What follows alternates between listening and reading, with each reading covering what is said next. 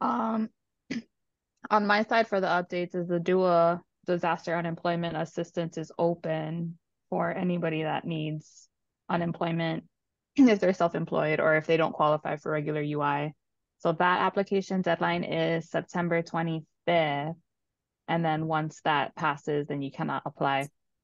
And then the next one is what's obviously trending right now is Oprah and The Rock have started the fund, $1,200 per adult.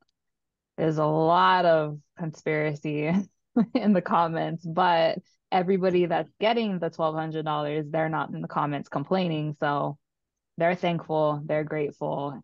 It's one more thing to help. What's your guys' thoughts on that?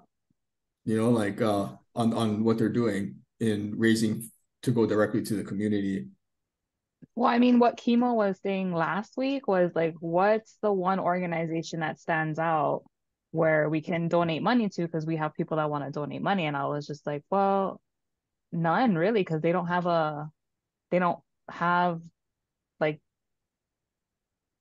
a release or like an output process yet.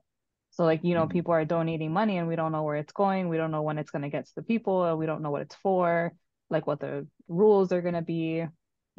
So for them to just do it, already come out of the gate with the money, like $10 million, and saying, like, if anybody else wants to contribute, this is what it's for.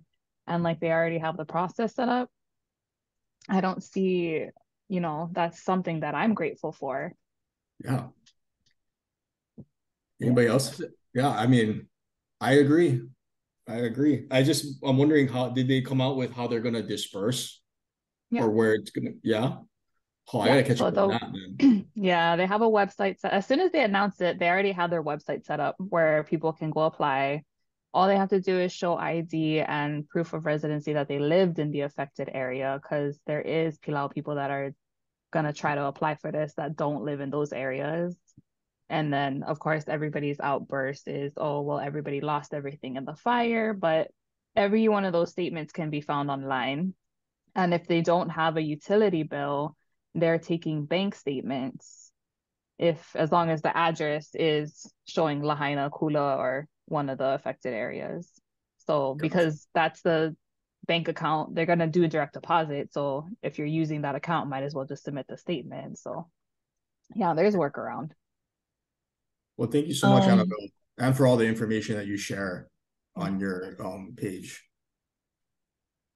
I don't know from Aina Momona, what they just posted how they got $3 million worth of donations and they just posted how they're dispersing it.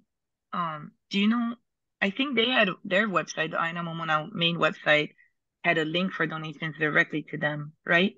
And they already started dispersing it. So they dispersed 1.8 mil already, and then they're going to continue dispersing the rest of that 3 million over time. So they just kind of gave us a breakdown. I don't know where their money comes from though. Interesting. How did they spend the 1.8? Was it to families or So yeah, so hang on. 1 million Vessels, yeah. went to Hawaii Community Fund, Maui Strong Fund. That was okay. kind of like one of the main funds. 500,000 went directly to families. So that's what, maybe 1,000 or less per family, really. And then 350,000 went to nonprofits in grants, supplies, and covering support expenses. So like shipments of things coming in. I'm not too sure exactly, but that's that 1.85 already um sort of spent already. And then the rest, or was that 1.15 will same disbursement kind of, but more like over time. They're kind of waiting for like the next call, like we need funds here, we need funds there. I And feel like then there's a lot of yes, groups kind of waiting. To yeah, see when when things get in this, order so that they know, and they're yeah, probably preparing too. and Um, like there are so many many areas that need help, from families to the cleanup to the rebuilding to medical needs. Like there's so many, and like everyone that's receiving donations, monetary or not monetary, are having to like decide, like, you know, you have, I don't know, 500,000 needs, but where are you going to put what you've received? Where are you going to direct that to? And then what else did I want to say? There are fundraisers on social media, but Meta is not releasing the funds. So like Ilima, the Big Island MMA fighter, she's got Mm-hmm. 2.6 mil. She's like, Meta hasn't sent it to me yet. Like I can't disperse anything. So she's been dispersing out of her own funds, like what she can give out, but it was like 20K or something so far. Yeah, Wow. anyway, there's a lot. Okay. Well, thank you. Anybody else have anything they wanted to share or questions, or if they need anything? Otherwise, we'll... I think Tay, I saw you posted that the Napili group needed some items. I don't know if you want to reshare that in here. I tried to copy the link, I cannot. So Wow. So that's like physical, like items needed. Maybe I should go and post it. Conditioners, no shampoo, blow up beds with the pump, because people are dropping off blow up beds and then there's no pump, so people can't use them. A bunch of cleaning supplies, anything that you need, from wipes, brooms, mops, recycling or trash cans, men and women deodorant, drinks, juice, soda, whatever, and water, rice, paper towels, over-the-counter medicine for kids and adults, diapers, sizes 5 and 6 are really needed, lighters, toys, boy, girl, all ages, air purifiers, that's a huge one, huge need right now. And I don't know if those need a filter, but I would think that refill filters as well. And a huge need also is gift cards and or monetary. Now I'm only speaking for one hub because I'm close to them. They are parents of my students, and ever since they opened their hub Wednesday, like the day that all of this came out, I've been in touch with them. And anyway, so that's the one hub I'm helping. There are so many other hubs, but that's who I know. And maybe every couple of days I try to get an updated list of what they need. So this is kind of it. But like gift cards, all the construction stores, and here on Maui, we only have Home Depot and Lowe's, and then Target, Walmart, Costco. So what we are noticing is that these people are getting moved. I mean, sometimes they're living with family members. Family of 5 are living in a 1-bedroom because that's all they could find, right? Or they're living in hotel rooms, which has 0 storage. So wherever these displaced families are, they have very, very, very little storage. So they basically want to only live out of a suitcase. Like they don't want too many things. They don't want to collect things for the home that they're going to get in like 2 years, maybe kind of situation. So we've moved a lot of the efforts towards monetary needs, because what they need for sure is to pay all of their bills, because they still have car payments, they still have mortgages, insurance payments. So all of that stuff still has to happen. So if yeah, that's kind of monetary, whether gift cards or actual monetary donations, or these items that are really immediate needs, don't need too much storage, you know. if I wanted to like order diapers or these things from Amazon, can I send it to you? Yep. My garage is full of boxes. I've got tents, I've got whatever, like household stuff, as well as my living room behind here. I've just been receiving, and like once a week I'll go to my friend's house in Wailuku, drop off, and then they drive it to Napili. charger, yeah, anything and everything. So I've been a bit of a collecting donation site for Maui. Even yeah, like people are just sending Amazon's here, and I'm like receiving stuff. I'm like, oh, I didn't even know you were sending this or that. Like, it's cool. Okay, perfect. Good Yeah, for you, Tay. Yeah, yeah. thank you. Talk about good I go deeds. try. So Hey, nice. just Tay's eating all the Oreos though that come in. So just everybody don't send Oreos. There's Okay, no no food. Oreos. It won't make it. Don't send the Oreos. Hey, Tay and Annabelle, we still got some money for the homeowners deductibles for their insurance. So I keep getting funds keep just kind of dropping into the GoFundMe. So and then what's weird is that the people who we've given to so far, their deductibles are super small, which is really weird. So please keep your ears out because we promoted that GoFundMe as for that purpose, we should technically not buy diapers and stuff like that. So we really need to hold the integrity there and be transparent with how we use their funds. So if you folks can just really just anybody that lost their funds or lost their home, we have funds. Just ask them, did they pay their homeowners deductible yet? If they did, no problem. Find out what it is, and then we could possibly still do it. There's a couple of them we did interviews with just because we wanted to capture their story, and then we're going to post it on YouTube. So, and then we could all share it just to keep inspiring people to give. Because again, on the mainland, the news is getting quieter and quieter. So I think as social just keeps it up, then people will keep giving. So please let me know. Okay. What Yeah, that ca- was the one question that I had was, do oh, you yeah. guys reimburse somebody that's already paid the deductible? Yeah. I mean, the only contingent, I shouldn't say contingency, the only parameter we put on the GoFundMe was it was supposed to go specifically to homeowners in Lahaina who lost their home completely and need help with their deductible. So other than that, we can pretty much, color within that. We just shouldn't, with integrity, use it for anything else. I have a question because I don't is this like the deductible? I'm not good with insurance, but like once they call their adjuster insurance company, kind of file their claim, and then they're like, okay, you owe whatever $5,000 for Yep. us to push the claim. So that's what that is, the deductible, and then for them to receive whatever that paycheck is. Yeah, 100%. Okay. Yeah. So Okay. that's like same thing with car deductible, homeowners insurance is that little bit that we have to give to unleash the rest. So for this one homeowner, we gave them $1,000. She was going to get 400K. So, I mean, that was cool. And I mean, she's like, oh, it's so big deal. There's probably somebody who needs it more than me. It's like, no, it's okay. Just, pass on the goodness later when you have a chance, but, take it. So yeah, anybody like that would be perfect. Okay.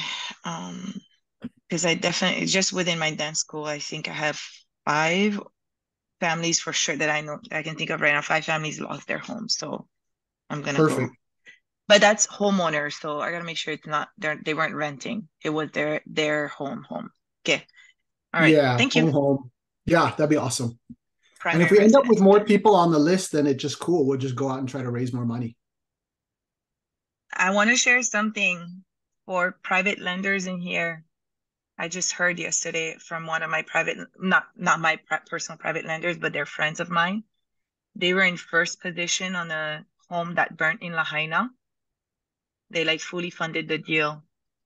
And I forget, maybe purchase price was 500. I don't know what the construction budget was, and I don't know what the ARV is. But anyway, the investors or the borrower only incurred it for the purchase price. So although the loan, like the private loan was, I don't know, 750, like I don't, it was purchase plus rehab.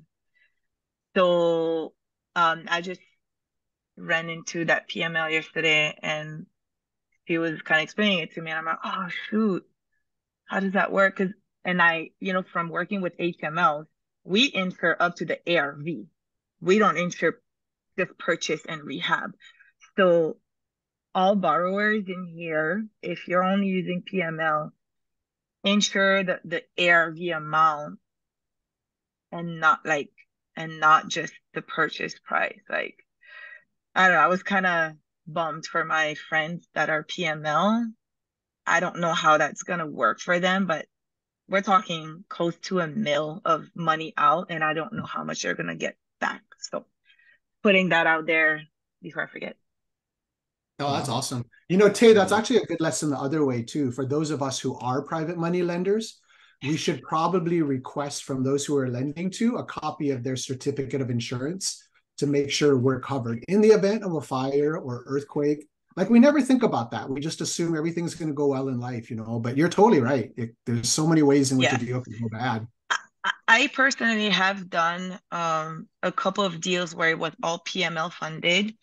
And I for sure did that, but it's because I had worked with HMLs prior, and they're like, no, you need that $1 million coverage. Like, it's way over. You need the coverage way over what the value will be, what your ARVs or something, I forget. But and they, like, when you're PML, you are the loss payee or whatever, like you're designated within that insurance policy. So yeah, super important with coverage. And it's not that much money, honestly, out of pocket. Like, $1,000 to cover you $1 million, or I don't know, a couple thousand to cover $1 million. Like, Yeah, so worth it, you know?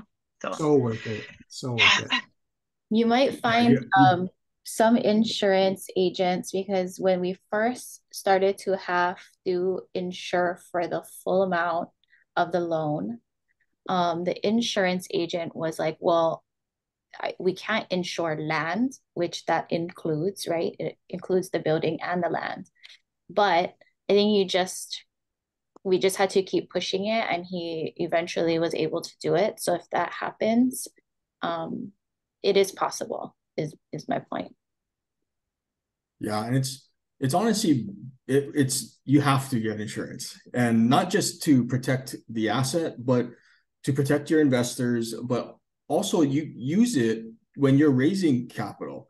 Because when I raise capital, I don't, like I always say, like, I don't sell, I just educate, right? Because we have a superior product than most investment vehicles out there. It's, they're substantially more secure, and you're more in control. At least they have a lean position, right? And they may not get paid back right away, but they should be able to get paid back if they didn't have insurance, then I don't know. That might be a sad story.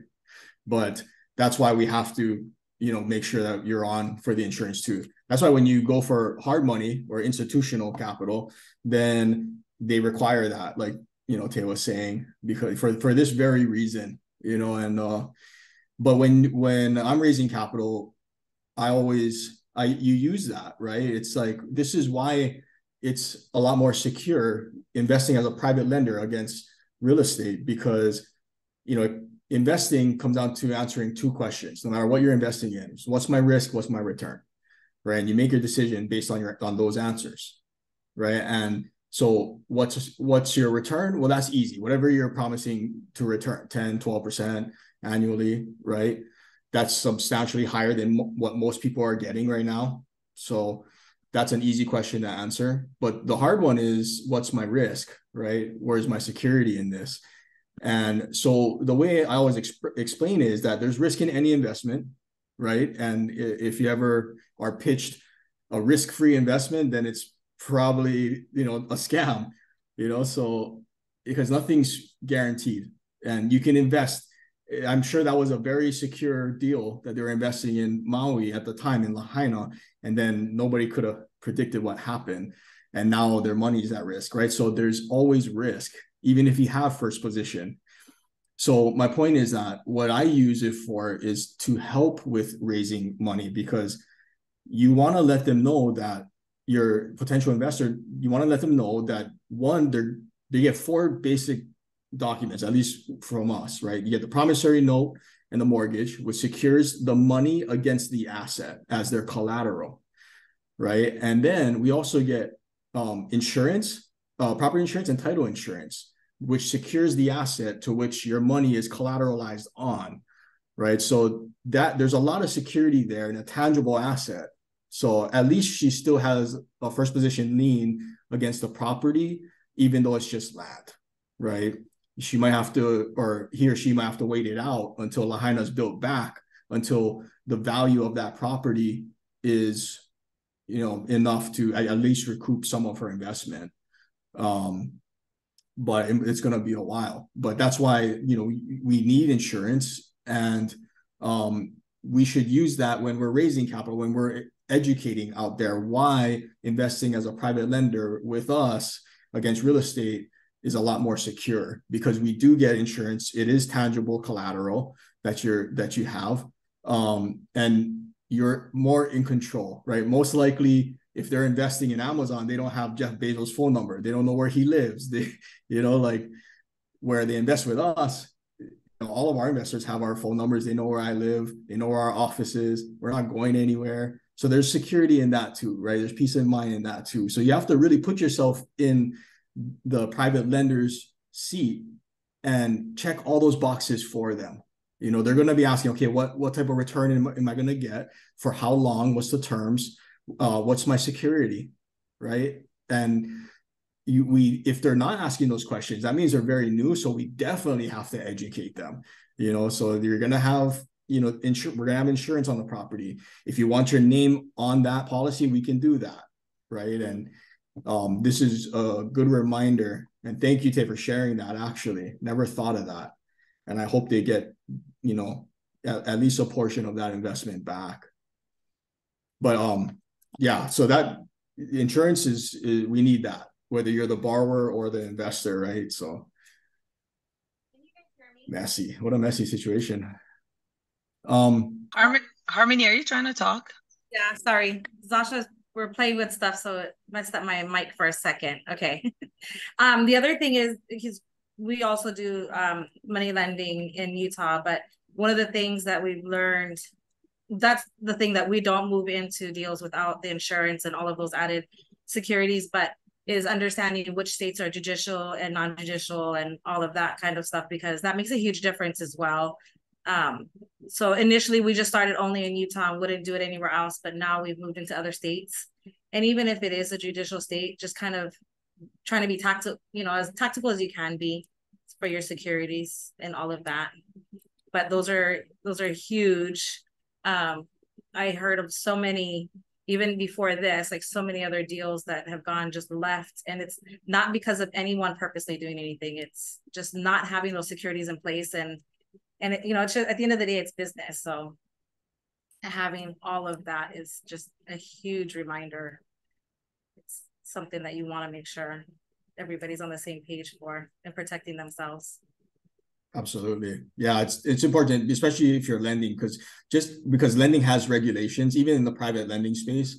And if you're going to do it as a business too, especially, then you have to check those boxes, because it's a lot of money on the line. It is, especially when, like for us, it started off with our own money, and then it's come into like, partnerships with your family and friends. And that's a huge thing for us to protect them.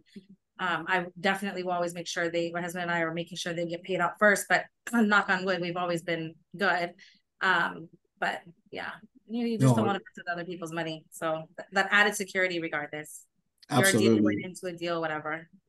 And you might want to be checked too, because there are some states, I know Utah is one of them too, that you have to be licensed, even to originate or, give private loans. I think you're able to give up to like a certain amount, like 6 or 7 in a year, if you don't, if you're not licensed. Right. But other than that, and I don't know how strict they enforce that either, but just as they're not. I mean, my husband's licensed. We didn't do the license at first because we kept hearing different. Utah's a very entrepreneurial friendly state, very friendly. During COVID, Idaho and Utah were top performing in the nation. So they're very supportive of it. It's always when something goes wrong that it's suddenly an issue. So but now, yeah, definitely. And, with our fund and everything, definitely regulated and licensed. Nice. Well, awesome. Keep us updated with the fund and everything. And okay, cool. I was going to throw it to you about it, since actually we have this is right on topic. We actually get the FORCASA report So I got permission from Layla to share. I'm pretty sure I can share this information. But I'll just share a few pages because there's one slide that really kind of stood out to me, which is interesting. And that's the conventional versus private loans. Let me see if I can share screen. Sheena, can you pass me some controls? Yep, you can share. Okay. So this is a, oh, let me know if you guys can see that. Good to go? Okay.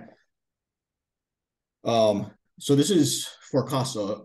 It's I guess it's a data analytics company, and it's solely around the private lending space. So it's been a huge tool for us. It's expensive to get this report, but it gives so much data on private loans. So it may not pertain too much, to people here on the call, but for us, it's necessary because we can also pull lists, right? So we pull lists of all the buyers or the borrowers of these loans, and there's very comprehensive data. They're doing a great job, within our space. So let me kind of fast forward here. This usually they add a few markets every report. So this report looks like it has from Alabama, Arizona, California, Colorado, Florida, Georgia, Idaho, quite a few. But sorry, let me go back.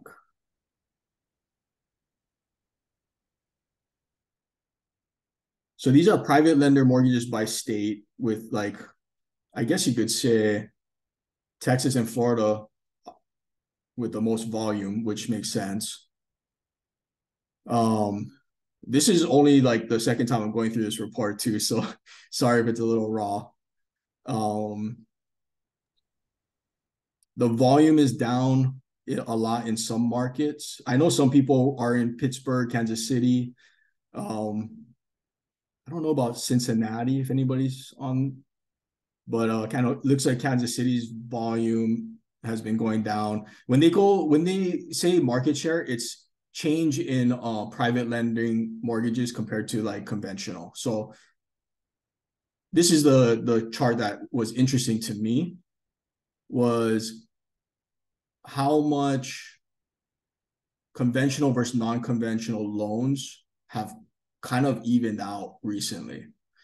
But if you think about it, it kind of makes sense, right? Because now that interest rates are so high for conventional, and the guidelines are stricter, now people are starting to gravitate a little bit more towards non-QM, going the non-QM route, which it might be a little bit more expensive, but it more people can qualify, right? So I believe they didn't give the past report of, I believe it used to be roughly around like 60-40, and now it's like almost 50-50. If anything, there's more non-conventional loans than conventional loans that were cut recently, right? So anyways, I just wanted to show you guys this. It's been very helpful, this software. It's expensive. If you guys are interested, maybe we can try to see if we can get some sort of discount for you guys.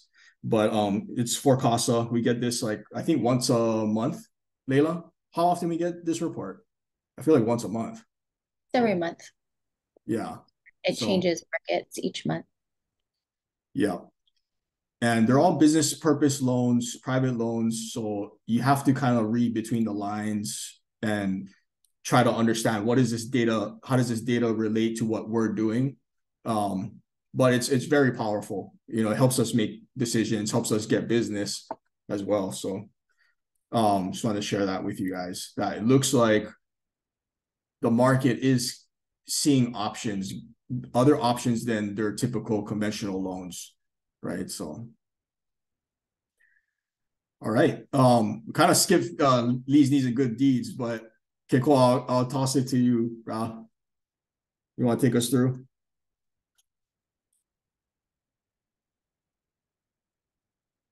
You have to unmute. I think you're on mute.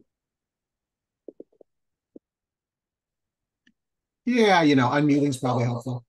My dog's barking, that's why. If anybody got any leads or anything that you need, anything going on that's exciting you want to talk about, Shane?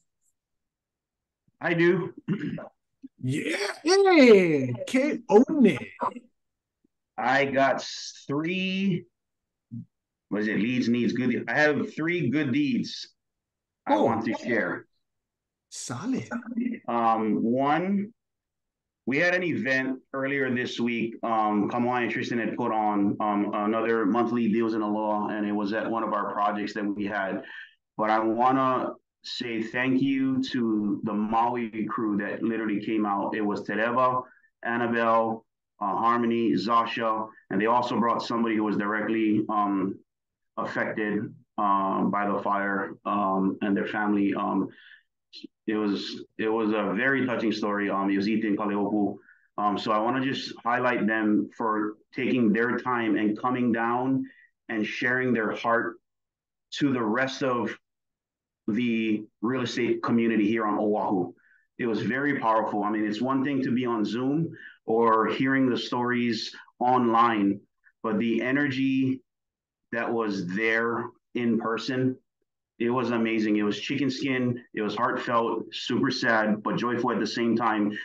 Just because they were sharing what's going on, and they are actually the pulse, obviously, right, of the Maui community and what's going on literally now. So you read so many things online, you don't know what to believe. So they are literally the pulse and the heart. So I want to just say thank you to you guys for coming out and being a part of our community in general, but literally updating all of us, because there's a lot of people there that were new. They're not really in the community, but they were just there. And then when you guys shared it, I mean, like, I know the conversations that I was having was super heavy, but it was very educational and informing, right? So you guys did an amazing thing, and thank you for continuing to be that light for all of us here on Oahu, right? Where, like we said, we're here in Kako'o. Whatever we need to do to support, we're here. We're just kind of just, whenever you guys let us know what we need to do, we're here. So that was a great deed indeed. And again, we stand as a community.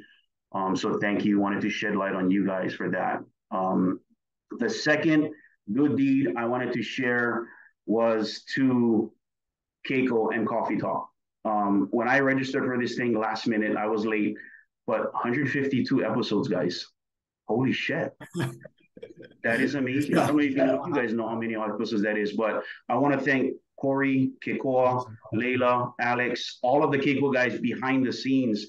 You guys are doing an amazing job, bro. Like, you guys don't get enough credit, but having this platform for all of us to come together, shit, man, it's really good. I mean, like, I'm not doing it, but I'm trying to support, and a lot of us do a lot of things, and we're all busy, but you guys always find the time to have a place for us to gather. So this is cool, right? And I just want to make sure that I thank you guys. I'm very grateful for this community and for you guys. So thank you for continuing to do this after all these years. Freaking awesome, bro. You guys are the best. Thank you.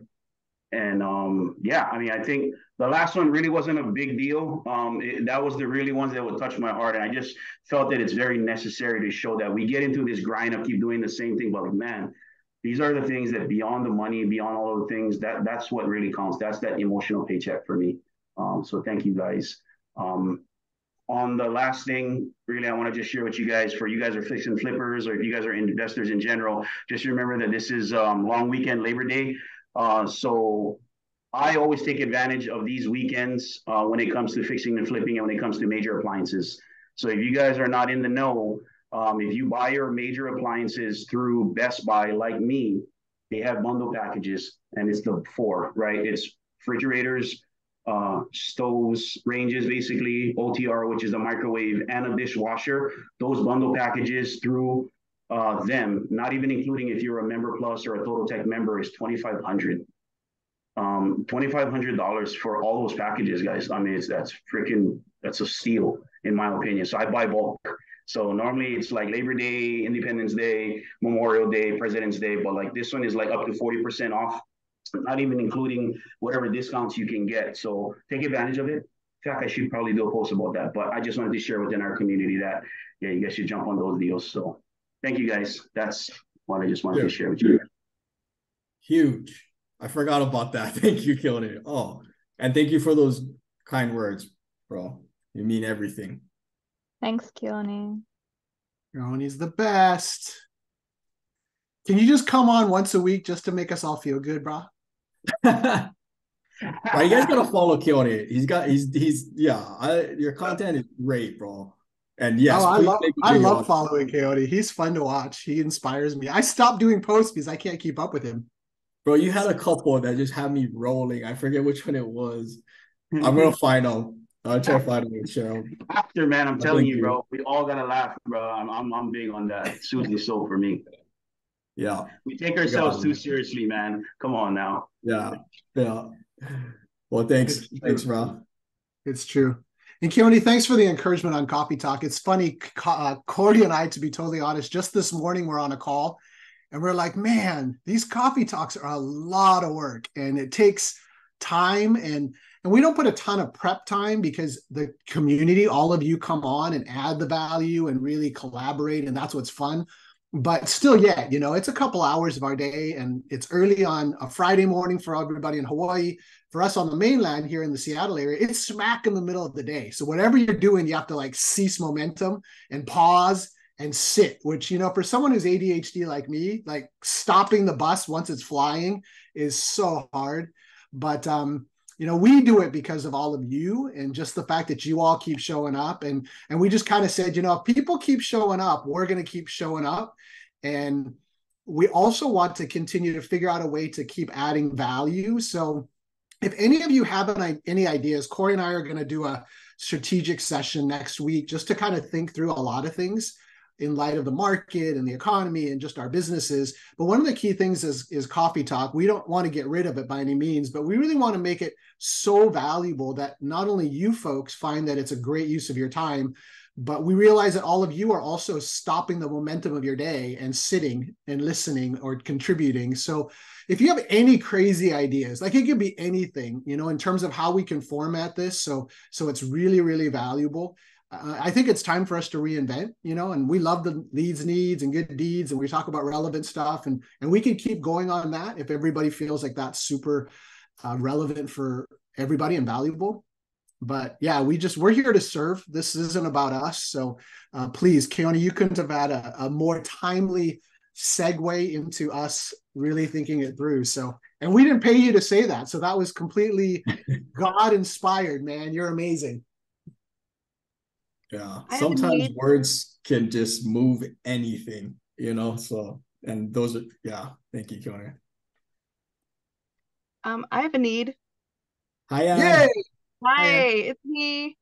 I always get super nervous talking on here, but I have a couple interesting leads in Wisconsin. And I wanted to know if anybody has had experience in purchasing, raising capital for mixed use buildings. I have a really good building. It's in a downtown area in a small town of Fond du Lac, Wisconsin. And the lower unit has 3 commercial sections, one being a bar that was a very successful bar in town. I'm not interested in running a bar, but somebody in town is. But my point is, the upstairs has 4 2-bedroom, 1-bath apartments, and then there's 3 commercial spaces on the bottom. This is a new space for me, but even if this isn't a project that I'm able to purchase, the learning process along the way is very valuable to me, because these types of units come up in my small town, and they get very high visibility as far as the commercial people who would want to rent the spaces, because it's right on Main Street. Literally like the old Main Street USA look of the old small towns in the Midwest. That's where this is. So there's high visibility for the commercial renters. I am just not fully experienced in that, but I don't want to sit on the sidelines and say, well, I don't want to investigate it because I'm not experienced in it. So if anybody has had that experience, I would love it if you could reach out to me for just maybe your tips or anything to help me move along on this, and or just for the knowledge for the next one that comes up. So I appreciate it. I'll drop my information. I appreciate it. Thank you. Thank you. Oh, actually, real quick question. Like, what's the asking price? Do you know?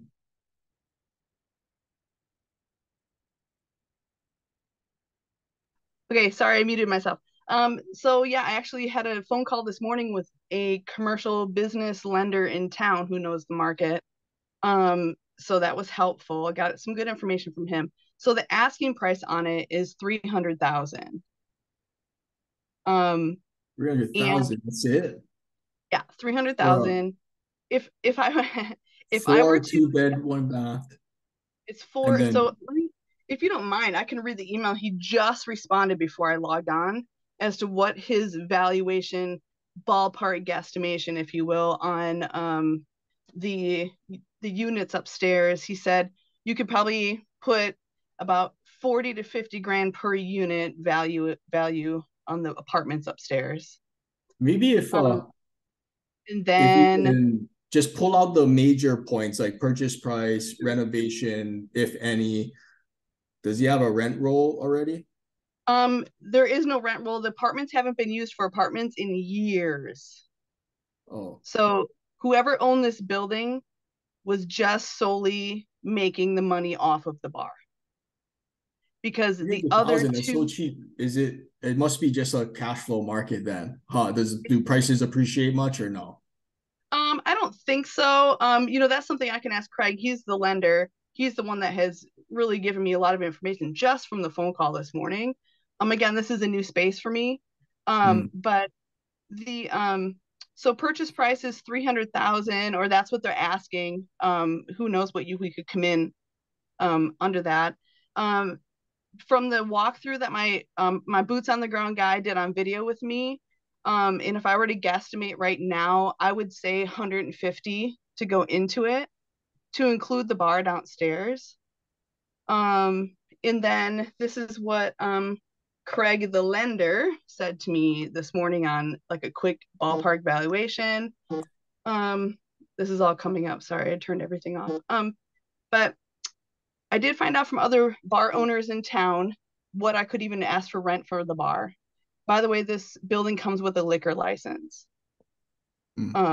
I don't really know what that means. I do know what it means, but like for me as the owner, like I don't really know exactly what that means. I just know that the paperwork process has been done, and that's really the hardest part. So I do know that much. And so it comes with the liquor license. I can ask anywhere between 2,500 to $3,000 a month for the rent just for the bar. And then there's a small unit next door that the real estate agent told me there's always a need for someone that wants an affordable downtown space to rent out for small things, like if they want to sell flowers, if they want to do stationery and whatever. So he just recommended that I keep that instead of blowing it out and making the bar bigger. He recommended keeping that small space for a dance studio, like Tay just wrote in. But it's a small space for that flower selling or whatever. That could bring in another 600. And then there's another unit on the back that is currently used as like the office for the bar. But in historical photos I found of this, that actually operated as a barbershop. So in turn, it could really be another $600 to $800 unit that you could rent out just from the bottom. Is this the same one that we looked at like a long time ago that was a shell? No, Okay. This is different. This one just came up. And then the buildings upstairs, the apartments upstairs, max could probably do 1,100 a month, and that would include snow removal and water. Each 1,100 each per unit. Dang, that's not bad, I think. Like, no, literally not at all. I think Dante's interested. Dante likes to buy that kind of crazy stuff. Yeah, Dante. So midterm rentals. So that was another thing I was going to bring up. There's a hospital in town. So my town is small, 45,000 people. However, a lot goes on in there. I think I mentioned last time that Mercury Marine, the people who make the outboard motors, Merc Cruiser and that stuff, one of their 2 plants in the United States is in my town. The other one's in Oklahoma, and then they have another plant in Juarez, Mexico. So those are the only 3 plants for that, okay? One is in my town. That's huge jobs there. But there's a hospital, and then there's another 10-bed hospital that is in the process of being built. So to answer your question, Tay, about MTR, there is a chance to rent out to even medical professionals traveling a real estate agent in town had reached out to me about that as well. However, if I was a nurse trying to like sleep above a bar, I'm not sure how I would feel about that. However, maybe that would work out for somebody. But because there is a little transient community in there because of the main hospital there, and there's a new hospital being built, small, just a 10-bed, almost like a surgery outpatient unit, if you will, in that town. So let me, this all came up here. So Craig says that. Well, what's the ARV? Okay, so this is what he said. That the valuation, when he just lent on a property that was similar to this, except the floor space was retail and not bar. Okay, and he said the valuation came up to $47.14 a square foot. So this unit is almost 10,000 square feet to include the commercial space on the bottom and the dwellings up top. So all that is, yeah. And how many dwellings upstairs? Four dwellings. Four dwellings. They're 2-bedroom, 1 bath each. And this is off market? This is on market. Okay. How many days on market? I don't know exact, but I would say it's about 2 weeks. Because when I found it, it was about a day when it was sent to me. And that was roughly about 2 weeks ago. So I just don't know how to enter this space and be diligent with, other people's money as far as like capital lending, because I'm not familiar with this space. However, I'm willing to work with, partner, or even just learn about this space with somebody who knows. And if this is not my property, there will be another one that comes up in that town. And where do you live at? I'm sorry? Where do you live at? I live on Oahu. Okay, so Wisconsin is like a little distance from you. Gotcha. It's quite a bit of distance. However, I do have the Southwest Companion Pass, and I fly for free with my son back and forth. So like everyone with her kids. That's important. Like, there all the time. Yeah. So I have been back. I do have I just finished up a project there. Another home that was built in 1900. This unit on Main Street is a historical building. So what's unique about that too is I went and looked on the historical website, and there are grants and stuff that I can use for any other projects once it gets up to a certain level. Like the apartments upstairs are a disaster. So once I were to get to a certain level and I have the income and everyone's in there, then I can start using grants for just sprucing up the outside, right? It needs a good pressure wash. It needs a little paint in some of the coves and, that kind of stuff. So what's the address again? It is 183 South Main Street in Fond du Lac, but Tay speaks French, so she can say it the real way. But we just say Fond du Lac, FOND space DU space LAC, Wisconsin. Well, how come in Wisconsin there's a neighborhood with a French name? There's a story there? Yeah, I mean, we can go till noon and I can give you the whole history, but obviously just settlement, if you will, colonization. Okay. Really? From all the way? Okay. Yeah, German, French. I mean, my maiden name is Hoffman. Can't really get any more German than that. Yeah, huge French area, German, Dutch, where I'm from. So, okay. Cool. But it's a small town. However, there's a lot that goes on in it and in the hour radius around it. Gotcha. And people do that hour commute type of thing. So I would say keep us updated, and we'll take a look to see too. I see Tay dropped your info, so that's perfect. Thanks, Tay. On it. Thank you. Thank you, Tay. And then actually, guys, one thing before we head out, I was so we ended up sponsoring. I don't know if you guys have heard of the organization called Habilitat. They're located out in Kaneohe, but we had the pleasure of meeting a few of their guys who are now in the kind of leadership position within the association or organization that is Habilitat. And what it is, it's a rehabilitation center for, men and women who have experienced trauma or they've substance abuse, just to get them back on the right track. And I'll tell you what, these guys came in, they were on our coffee talk call. That's how I met them, actually. Kaieve and Layla met them at their Christmas tree event, which they put on here. And they have a monopoly on the island with Christmas trees, I think. But that's their event. And, we got to sit down with them and I listened to their story and what they're doing over there at Habilitat. And they take pride in the fact that they say that they have the hardest and most intense program in the nation. And I believe them because these guys are, they must have went through a lot of training, because when you meet them, it's in everything, the way they speak, their timeliness, their follow-ups, it's everything that I would want to be for myself and also our company, right? So we decided to sponsor their Halloween event, which they do the Halloween drive, the haunted house drive-bys in at Aloha Stadium. I don't know if any of you guys have been through that before, but it's awesome. They do such a great job. And I just wanted to drop the link here for you guys just to check it out.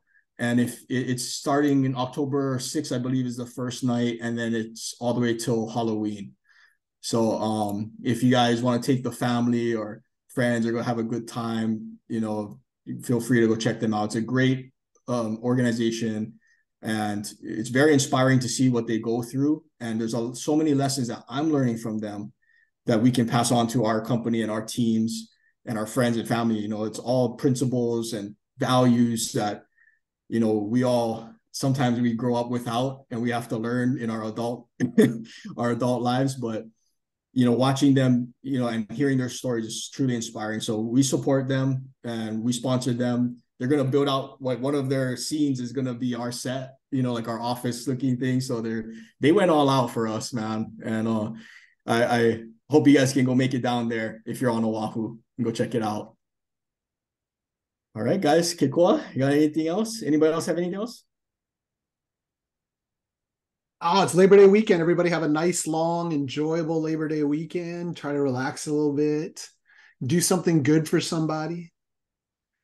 Do something great for Corey. I mean, somebody. Now, everybody, have a good one. Thanks again for joining. If you got ideas, please shoot them off to us. I'm going to stay on for a minute and just chat with Ann. If anybody wants to listen, you're welcome to stay. Otherwise, have a great weekend, and we'll catch you all next Friday. Happy Friday, Tay closes on a wholesale. Ooh, yay. Congratulations, Tay. Yeah. Hey, Ann, really quick, I got to jump off as well, but here's a couple thoughts for you.